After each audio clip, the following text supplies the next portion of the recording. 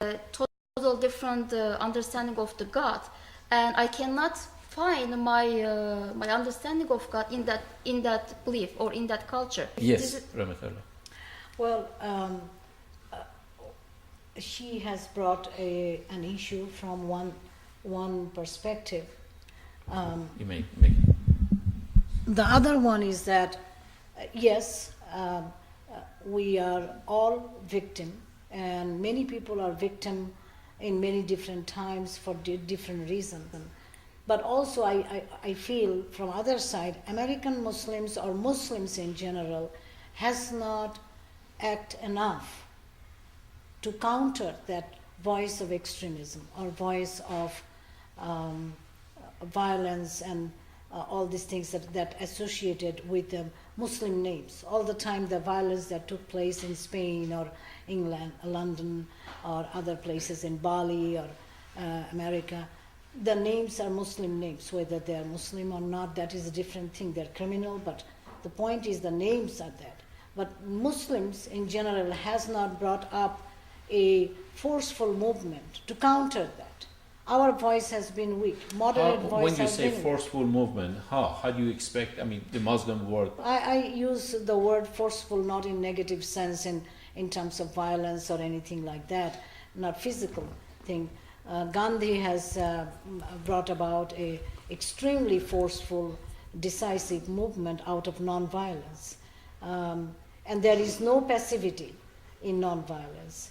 It's always an active vigilance and constant effort to comply with justice, comply with the moral law. What does it take? So what I'm saying, the moral law here is that you bring an aggressive activism against extremism, hatred, prejudices. Extremism arises out of lack of understanding. Hatred, prejudices, those are hindrance to justice, because I always believe that justice actually is sustained by truth, and prejudices and hatred are hindrance to truth. And without justice, we cannot sustain peace. So one is dependent on another. It's the three things, and the bottom is that we need to be fair, we need to be just, we need to be facing the truth and dealing with that. And that's the moral issue that we are coming to.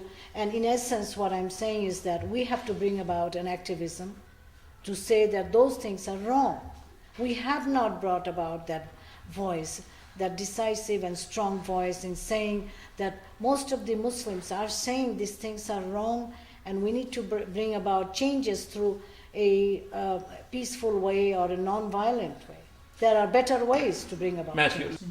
you've been around the campus area, and I understand you're in the Berkeley, California. What's the level of haterism against Muslims? Well, when we're talking about Berkeley, when we talk about Berkeley, we are referring to a very progressive, a very open-minded, and a very universalist section of America. Berkeley doesn't necessarily represent America as a whole, but even in Berkeley, there are sectarian divisions between various political and social groups on campus. There still is a fair degree of Islamophobia on campus. They recently had a speech by Noni Darwish, I believe. She's a famous author that I guess renounced Islam and went on to talk about some of the very violent messages that some people who call themselves Muslims put forth. So yeah, there is still a fair degree of Islamophobia on Berkeley campus, which is, a very progressive and a very open-minded campus compared to the rest of America. And I guess the really tragic thing about that is that when you actually sit down and read the Quran, the message that comes forth from it is one of such peace and such justice and such power and such righteousness that it really shows what people consider to be Islamic terrorism as a very sad misinterpretation of what the Quran originally intended.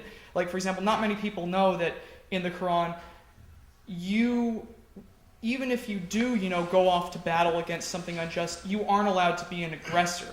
Like, you are not allowed to kill civilians. You are not allowed to, run into a cafe and just blow yourself up and kill, whoever happens to be around in the vicinity. That stuff is not Islamic. That's a crime. That's a crime against humanity. And it should be punished as such, a crime against humanity. Not many people know in the Quran, for instance, that it talks about governing a society by mutual consensus. And I mean, when we talk about, a phrase like mutual consensus, it's pretty obvious that what we mean by something like that is a democratic process, a due process where all the citizens have an equal and a useful and a valuable voice in their community. And as far as I can tell, not many societies on this planet come as close to achieving a democratic ideal as America. And America's imperfect, but there still is a fair degree of democracy and open communication in our society, which is actually in concordance with the Quran, with the Quranic values of governing by mutual consensus. And it's very sad that the media and many pundits and many very conservative religious figures in this country portray Islam as this demonic and terrorist and violent force, because it really, at its essence, isn't so at all. So I guess what we're trying to do with this organization is put forth the message that Islam is a religion of peace and a religion of justice and a religion of progress. And we're doing this in a time when it's so important that societies around the world, Muslim or non-Muslim societies or whatever you want to call yourself, are unified and understand that Islam is a religion of peace. There is a verse in the Bible, it is my favorite one. Yeah, truth will set you free. And to be defensive, we Muslims denounce. How many times I need to denounce terrorism? I wrote articles over articles, but still they ask me, do you support terrorism? And right now you fell into the trap using Islamic terrorism. How many times Christian terrorists we heard? When Serbs were Christians, when they killed Muslims, they didn't say Christians are killing Muslims. Serbs, they said, the media. Therefore, in Iraq, 1 million Muslims killed. Well, they killed each other, but what initiated that? A war based on lies, deception. When I see in Palestine, just recently, 400 babies were killed, 1,300 innocent people. Based what? Not a single person were killed, Israeli killed by rockets, but the number of rockets exaggerated by hundreds and 1,000 rockets killed no Israeli, but 1,300 Muslims killed by whom? Jewish terrorists? Have you heard the word Jewish terrorists? No. But more Muslims are killed by very exotic weapons, smart weapons, and all kind of bombs. And we don't hear Christian terrorists, we don't hear Jewish terrorists. Therefore, when the Islamic terrorist, the word used, I feel big offense and injustice. Therefore, we need first not to use that word. There are terrorists, they are not Muslim, cannot be Muslim. Muslim is a peaceful man of peace. A Christian cannot be terrorist, cannot be pro-wars, war profiteers, warmongers. If they are warmongers, they are not following the Jesus peaceful message. Therefore, we need to differentiate, not to stereotype. But we need to be... A true Christian is also a man of peace, and a true... Absolutely. I have been recently went to the church, to Unitarian church. I find myself at home. They are peaceful people, they are just people. Obviously, they may have, I'm not looking angels on this earth, but what happens, the warmongers in every part, they would try to kind of create a stereotype, try to create fear, and fear really, I think, the biggest weapon of devil. Therefore, one of the presidents of the United States says, fear nothing except fear itself.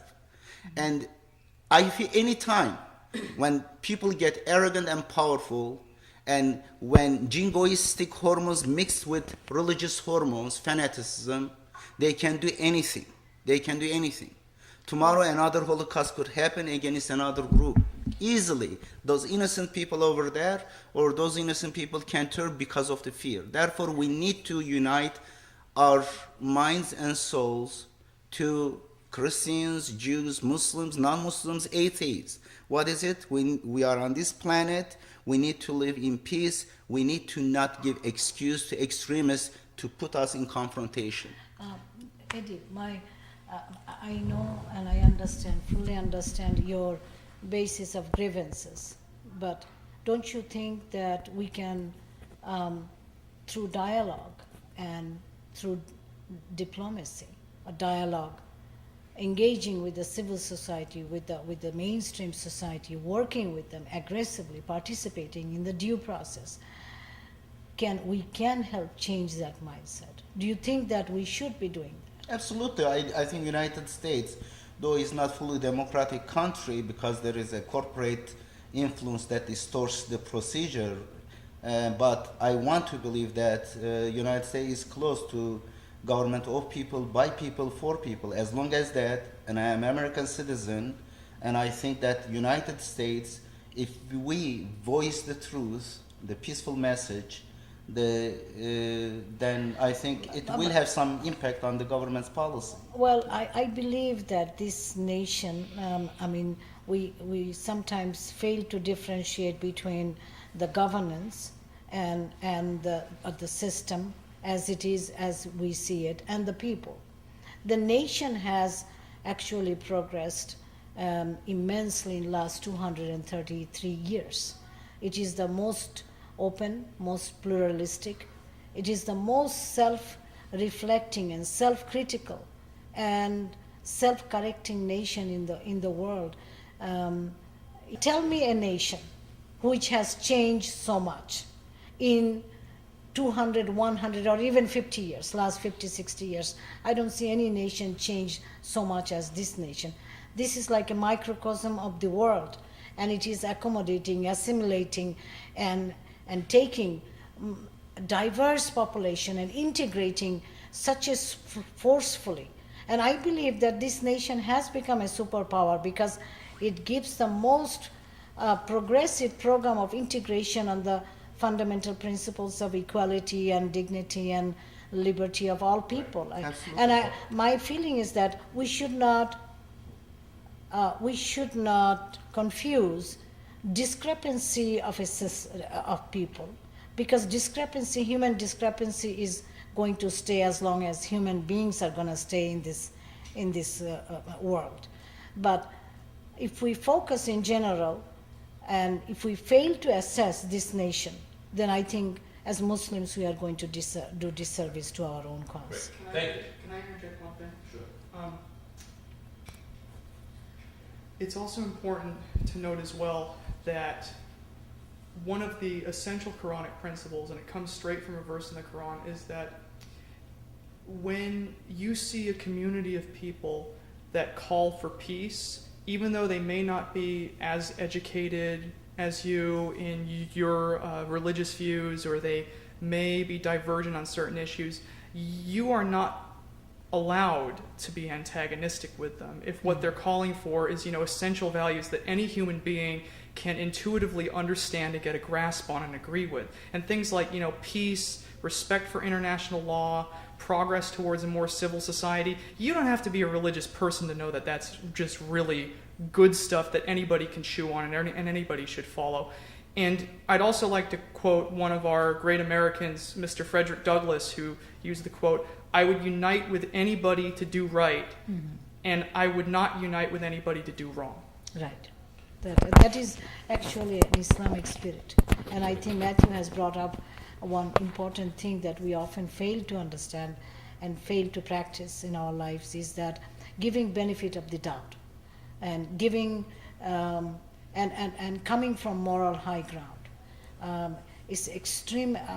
The whole spirit of the Quran, as I understand, and I have read it many times, actually time and again is saying that we need to work with somebody who is even given a gesture of peace, and let's give the chance to the other party to approach and diffuse the confrontation that is building. How Thank long you. have you been here in the United States? I have been Robbie? here more than 25 years.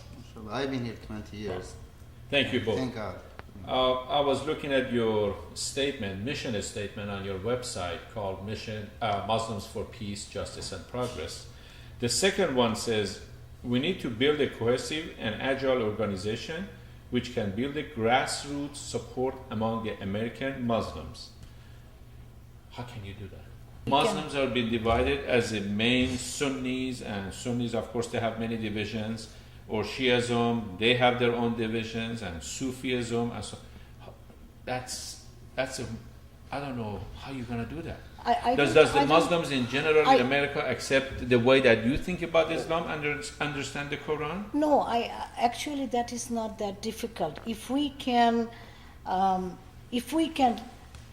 respectfully accept the differences, the diversity, and work with the commonality that we have common purposes. For example, one of the common purpose is raising. The recent war in Iraq, it showed that people that they have, Muslims that they have lived, their Sunnis and Shias for hundreds of years next door to each other, they didn't have no respect for each other. They killed each other. That's a different story, but so what I'm saying is that among the most diverse groups, you can bring about a common foundation on the basis of the common interest and common issues. For example, empowerment of a Muslim community here, working towards a better understanding between Muslims and non-Muslims, between Muslim world and the Western world. All these things can be spearheaded from here, because this society provides a very powerful due process, and the society provides a very conducive environment to start a dialogue like that. And I'm saying that we have not taken advantage of that. Well, if you say in this society bring the due process, how can you answer about those Muslims that they were arrested in Guantanamo Bay for how many, 5 years? With no due process? Yes, but I'm saying that Well, that if you say Can that I- this is a country can of I- due process, some Muslims out there, That or should still not- some other Muslims inside America, I'm they say, saying- where have you been? But I'm saying that should not hinder us to judge also that I, as a citizen of this country, gets a fair share of the due process. Most of the citizens, I should not use the exceptions to make a general rule of the society. If I do, that is what is going to happen to me, that I will do a disservice to my own cause, because I fail to understand the greater vision and the greater positive things this society can bring in my cause if I work constructively with it, if I work through the due process, and very with wisdom and vision, if I engage these things. Instead, I can complain, Based on the I same can rant, vision I and can wisdoms rant, that and you're sharing. I have a choice. Yes. I can rant and rave, and I can hate, and I can be angry. I have all those justification. I have That issues was exactly on my which, question, that if but you I can under also, the same wisdom, how are you going to bring these Muslims in America together? on the common interest. And the common interest I have identified is that we need to bring a very powerful, moderate voice fighting against extremism. Most of the Muslims will go for it because they are moderate. The Pew survey, which is a very big survey that took place about the Muslims in America, said that they are mainstream, they are moderate, and it is a big survey. I think included 100,000 or something, big number. And it is a very well documented, established survey that say that American Muslims are moderate, mainstream. They are 65% of them come from, they were born in foreign lands,